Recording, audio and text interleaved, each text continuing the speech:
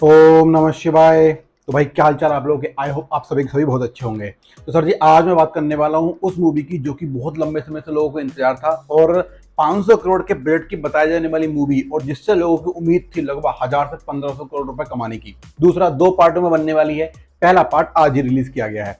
अब बात आज हम जानेंगे कि पहला पार्ट कितना ज्यादा रेलिवेंट है और कितना ज्यादा जरूरी, क्या उसे देखना चाहिए कि नहीं, या फिर कहीं ऐसा तो नहीं कि हम देखने जाएं और हमारे पैसे बर्बाद हो जाए और समय बर्बाद हो जाए। कहीं ये मूवी ज्यादा स्लो तो नहीं, कहीं ज्यादा फास्ट तो नहीं, कहीं इसके जो किरदार हैं वो पूरे फिक्शन तो नहीं है, या फिर इसका कुछ हिस्ट्री से जुड़ाव है भी या नहीं।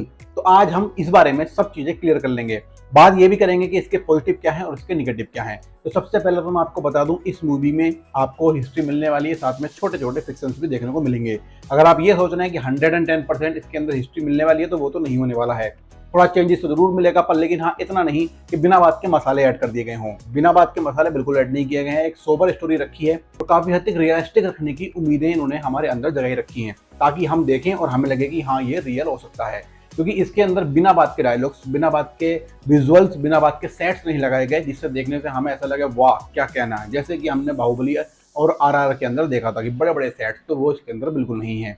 बाकी मैं बात कर लेता हूँ अब स्टोरी की। तो स्टोरी जो शुरुआत होती है वो होती है एक चोला साम्राज्य से कि कैसे वो अपना उदय किया और उस उदय के बाद जब सुंदरा चोला गद्दी पर बैठे, जिस समय पर वो चक्रवर्ती सम्राट बने, उस समय पर एक धूमकेतु निकला और वो एक राजशाही की एक कुर्बानी मांग रहा है। राजशाही मतलब कोई भी राजा का पुत्र हो या फिर राजा से संबंधित व्यक्ति, उसकी वो कुर्बानी मांग रहा है। अब वहां से स्टोरी शुरू होती है। अब वहां पर पूरी तरीके से भविष्यवाणी कर दी गई है कि ऐसा कुछ होने वाला है और साथ ही साथ में अंदर षड्यंत्र भी होने शुरू हो गए हैं कि अब सुंदर चोला जो है बहुत कमजोर हो चुके हैं। अब एक नया राजा चोला साम्राज्य को चाहिए और उनकी नजर जाती है सुंदर चोला के भाई के बेटे उत्तमा चोला की तरफ। अब उत्तमा चोला भी पूरी तरीके से तैयार है राजा बनने के लिए। लेकिन अब दूसरी तरफ है हमारे आदित्य करिकलन जो कि आदित्य चोला जो कि विक्रम है, वो भी अलग जगह पर युद्ध कर रहे हैं और अपने साम्राज्यों का विस्तार कर रहे हैं। लेकिन वो राजा बनना नहीं चाहते हैं अभी, ना ही वो अपना तंजौर वापस जाना चाहते हैं अपने पिता के पास, सुंदरा चोला के पास। वहीं जो उनके भाई हैं आदित्य करिकलन के, जो कि हैं अरुण मोजी बर्मन, वो अलग जगह पर रह रहे हैं और वहीं पर युद्ध करते हैं और वहां पर उन्हें एक बार मौका भी मिला है राजा बनने का। और जितने भी बुद्ध समुदाय के लोग हैं उन्हें वो राजा मानने को तैयार हैं। लेकिन उन्होंने मना कर दिया, साफ बोल दिया कि जब तक पिताजी नहीं चाहेंगे, जब तक सम्राट नहीं चाहेंगे, जब तक राजा नहीं चाहेंगे, तब तक वो कुछ नहीं कर सकते। उनके फैसले के वो अधीन हैं। तो इस तरीके से सबकी कहानी चल रही है। लेकिन इन्हीं के बीच में इन दोनों की एक बहन है जिनका नाम है कुंदा देवी, जो कि त्रिशा। तो ये भी अपना किरदार निभा रही हैं और ये पिता के साथ तंदूर में रह रही हैं और वहां की सारी राजनीति को अच्छे से परख रही हैं। और ये है पूरा का पूरा साम्राज्य। लेकिन इन्हीं के बीच में षड्यंत्र चल रहे हैं उत्तमा चोला को राजा बनाने का। और वहां पर सोचा जा रहा है कि सुंदरा चोला को राजा बनाया गया, लेकिन अब सुंदरा चोला उत्तमा चोला की तरफ को छोड़कर बाकी अपने पुत्रों की तरफ सोच रहे हैं। और जो पुत्र हैं वो बहुत ज्यादा वीर हैं, पर लेकिन सभी सब डरते हैं कि अगर वो राजा बन गए तो हमारे जो उत्तमा चोला हैं वो राजा नहीं बन पाएंगे। उत्तमा चोला भी राजा बनना चाहते हैं। अब वहीं पर षड्यंत्र चल रहा है कि सुंदरा चोला को किस तरह से गद्दी से हटाया जाए और इनके दोनों पुत्रों को आपस में लड़ा दिया जाए या फिर बीच में ही खत्म कर दिया जाए ताकि उत्तमा चोला राजा बन जाए। तो ये कुछ कहानी चल रही है।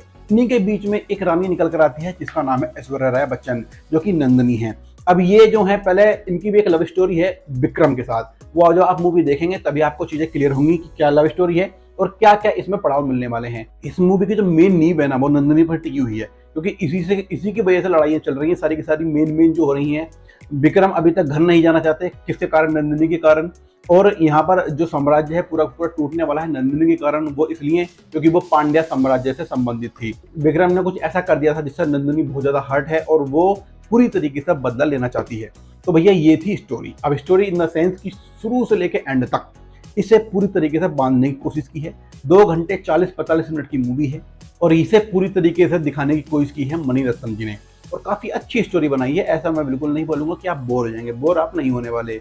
उसका कारण है कि आपके अंदर इतना ज्यादा हाइप बना दिया गया है कि आप 2 घंटे 40-45 मिनट यही सोचते रहेंगे कि कुछ नया मिलेगा, कुछ अच्छा मिलेगा, कुछ नया मिलेगा, कुछ अच्छा मिलेगा। लेकिन ना तो कुछ नया मिलेगा ना ही कुछ अच्छा। नया इन द सेंस, क्योंकि अब आपको स्टोरी पता है तो वो आपको नया नहीं मिलने वाला। लेकिन अगर आपको स्टोरी नहीं पता है तो हो सकता है नया तो मिले, पर लेकिन आपको वो पता ही नहीं चलेगी नया था, क्योंकि आपको समझ में नहीं आएगा। तो भाई बहुत ज़्यादा कॉम्प्लिकेटेड मूवी है ये, लेकिन समझ में उन्हें आएगी जो हिस्ट्री को समझना चाहते हैं या फिर जो हिस्ट्री पहले ही पढ़ चुके हैं, उनके लिए तो ये रामबाण साबित है। साथ साथ में जिन्होंने पोनिन सेल्वन को पढ़ रखा है, जो कि काल्की जी ने लिखी थी, तो उनके लिए तो ये रामबाण है, उन्हें तो मजा आने ही वाला है।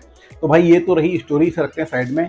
बाकी अब दूसरा पार्ट आएगा तो मुझे लगता है दूसरा पार्ट तो बहुत ज्यादा कातिलाना रहने वाला है। पहले के अंदर पूरे के पूरे पात्र जमा कर दिए हैं, एक एक चीज को समझा दिया गया है। लेकिन अब बात करते हैं कि इसके अंदर और कौन सा किरदार ऐसा मिलेगा जो कि लंबे समय तक टिकने वाला है। भैया वो हमें मिलने वाले हैं वांडिया डेवन, जो कि कार्थिक जी इसका किरदार निभा रहे हैं। शुरू से लेके एंड तक लगभग 2 घंटे तक ये आपको मिलने वाले हैं। लगभग 2 घंटे नहीं तो 1 घंटा 40 मिनट तो मिलेंगे ही।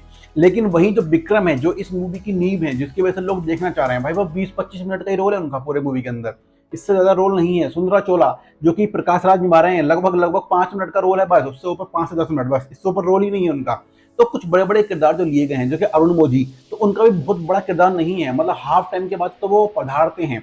अगली जो 1-1.5 घंटे की मूवी है उसमें भी बहुत बड़ा रोल नहीं है, पर लेकिन हाँ उन्हें अच्छा जो है फोकस दिया गया है, क्योंकि आगे चल के वो राजा चोला बनने वाले हैं, जो कि बहुत लंबा साम्राज्य बिताएंगे और बड़े शासक बनने वाले हैं। तो आदित्य चोला पर कम फोकस किया गया है, बाकी छोटी मोटी फाइट्स के अंदर भी दिखाया गया है। और बाकी कार्तिक को काफी लंबा रोल दिया गया है और काफी अच्छे तरीके से उन्होंने इस रोल को निभाया भी है। तो अब ये रही स्टोरी, से हम साइड में रखते हैं। बाकी मैं बात करता हूँ कि इसके अंदर पॉजिटिव क्या मिलने वाले हैं।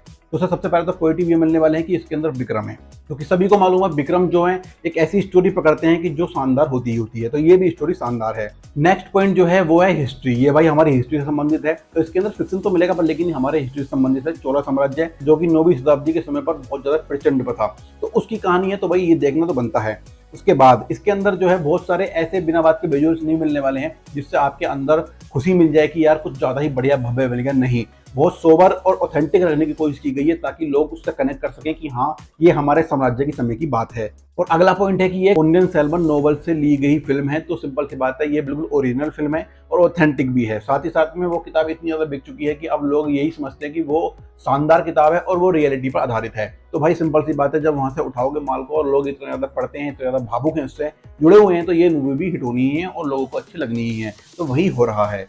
बाकी अगले इसके अंदर जो डायरेक्टर हैं इनके मणिरत्नम जी, और जो कि म्यूजिक डायरेक्टर हैं AR रहमान, तो दोनों के दोनों लीजेंड हैं। तो भाई इन पर शक करना बहुत ज्यादा गलती हो जाएगी, क्योंकि इन पर शक मत करो। इतनी बड़ी किताब के साथ अगर मूवी बना रहे हैं और मणिरत्नम जैसे डायरेक्टर इसके अंदर जुड़े हुए हैं, तो यार पहले पार्ट से डिसअपॉइंट मत होना, क्योंकि पहले पार्ट के अंदर बहुत ज्यादा चीजें नहीं दिखाई गई हैं, चीजों को जोड़ा गया है। अगला पार्ट शानदार मिलने वाला है, तो अगले पार्ट 2023 के अंदर आ जाएगा, वो इन्होंने इसके अंदर बता दिया है। तो भाई 1 साल का वेट करो, अगले साल सारी की सारी चीजें क्लियर हो जाएंगी कि हमें क्या क्या मिलने वाला है। तो भाई ये तो कुछ पॉजिटिव थे, अब मैं बात कर लेता हूँ नेगेटिव्स की। तो सबसे पहले नेगेटिव क्या है, वो भी इसके अंदर पहला पॉइंट में विक्रम को ही लूंगा। विक्रम इसके अंदर नेगेटिव इन द सेंस कि सिर्फ 20-25 मिनट का ही रोल दिया गया है, जिसके दम पर आप मूवी लेकर आ रहे हैं। मतलब प्रमोशन हो रहा है, कुछ भी हो रहा है, आप कुछ भी दिखा रहे हैं, तो भाई विक्रम का नाम सबसे आगे आ रहा है, और सिर्फ 20 से 25 मिनट में खत्म कर दिया। शायद आपने अगले पार्ट के अंदर इनका रोल बड़ा बना रखा है, इस चक्कर में इस पार्ट के अंदर बाकी कहानियों को जोड़ने के चक्कर में आपने इनकी कहानी को बहुत छोटा कर दिया। बहरहाल देखेंगे अगले पार्ट में। बहरहाल इस पार्ट के लिए ये रोल नेगेटिव है। बाकी इस पार्ट के लिए मैं इस रोल को नेगेटिव पॉइंट में रखूंगा, क्योंकि बहुत छोटा रोल है। अगला जो नेगेटिव पॉइंट है वो मेरे हिसाब से ये है कि इसके अंदर कोई भी ऐसा डायलॉग नहीं है जिसे आप याद कर सकें। मैं कह रहा हूँ चाहे आप हिस्ट्री से उठा रहे हैं, कहीं से उठा रहे हैं, लेकिन ऐसे डायलॉग्स लिखना आपका काम होगा। आप सारी स्टोरी किताब से उठा रहे हो तो कुछ डायलॉग्स आपको अपनी तरफ से ऐसे जोड़ने होंगे ताकि ऑडियंस लंबे समय तक उस मूवी को याद कर सके। आप थिएटर से बाहर निकलेंगे तो आपको उसका एक भी डायलॉग याद नहीं रहेगा, क्योंकि डायलॉग में दम है ही नहीं बिल्कुल भी। भाई साहब राइटिंग स्क्रिप्ट जो है डायलॉग्स में बहुत ज्यादा खराब है। बाकी राइटिंग स्टोरी बहुत अच्छी लिखी गई है, मूवी को अच्छी तरह से बनाया गया, लेकिन डायलॉग बढ़िया नहीं है। बाकी नेगेटिव पॉइंट में अगला पॉइंट में रखना चाहूंगा भाई बीएफएक्स काफी हद तक कई जगह मुझे थोड़े कमजोर लगे, काफी जगह ठीक लगे, पर काफी जगह मुझे काफी ज्यादा निगेटिव लगे। जब वो जहाज में जा रहे होते हैं तो मुझे ऐसा लगा जब वो पानी उठ रहा होता है तो एकदम उठता है नीचे चले जाता है, पर लेकिन पानी तो नीचे चला गया, पर लेकिन जहाज ऊपर उठे जा रहा है। क्या कर रहे हो यार, सब देखो कि आपने क्या किया है। कहीं कहीं ऐसा लग रहा है कि जैसे कि आपने बीएफएक्स तो लगा दिए, पर लेकिन वो बीएफएक्स के ऊपर जो पानी डाल रहा है ना, कोई पानी डाल रहा है ग्रीन स्क्रीन के ऊपर, तो वो अलग से दिख रहा है कि यार कोई बाल्टी से पानी डाल रहा है यहाँ पर। ये कुछ चीजें आपने नेगेटिव तरीके से शो की हैं और ज्यादा ध्यान नहीं दिया है, या तो आपने ज्यादा ध्यान नहीं दिया या फिर हमने कुछ ज्यादा ही ध्यान दे लिया और हमें इसलिए वो बेकार लग गए। बाकी देखो मेरी तरफ से यही नेगेटिव पॉइंट्स है और यही पॉजिटिव पॉइंट्स है। स्टोरी मैंने आपको बता दी है, अगले पार्ट का वेट करो आप। और भाई मैं अगर इस मूवी को रेटिंग देने की बात करूँ तो मैं इसे 4/5 रेटिंग देना चाहूंगा। बाकी यार आप ऐसे ही बने रहो हमारे चैनल के साथ, वीडियो लाइक कर दो और चैनल को सब्सक्राइब कर लो, चारों तरफ फैला दो। बाकी वीडियोस देखनी है जाकर चैनल पर जाओ, विजिट करो। शाम तक विक्रम बेदा का रिव्यू मैं लेकर आने वाला हूँ, और ऐसे ही बने रहो हमारे चैनल के साथ। फंडू मसाला पर फिर मिलेंगे चलते चलते। जय हिंद।